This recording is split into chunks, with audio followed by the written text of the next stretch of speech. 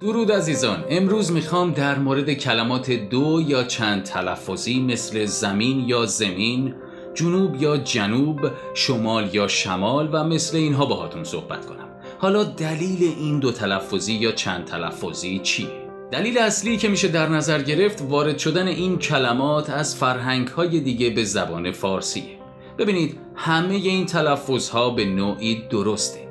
اما باید بدونید که بعد از ورود این کلمات به فرهنگ و زبان فارسی از گذشته تا به امروز نیاز به سایش‌ها و تغییراتی بوده و هست تا این کلمات با توجه به زبان ما آوا و صدای دلنشین‌تری داشته باشن.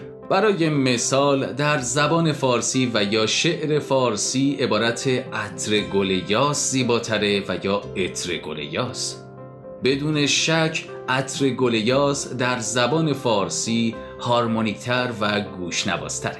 بله میدونم این کلمه از زبان عربی وارد فرهنگ و زبان فارسی شده، اما چون هماهنگی گفتار و شنیدار در هر زبانی و مخصوصا زبان فارسی بسیار مهمه، ما باید این تغییرات رو ایجاد کنیم.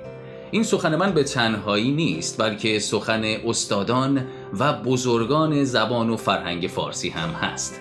اما بازم تأکید میکنم، همونطور که قبلا هم گفتم، بعضی از این کلمات بیگانه رو ما هر طور که دلمون بخواد نمیتونیم تغییر و یا اون سایشی که باید رو بهش بدیم، چون امکان داره که معنی بعضی از اونها به کلی تغییر کنه.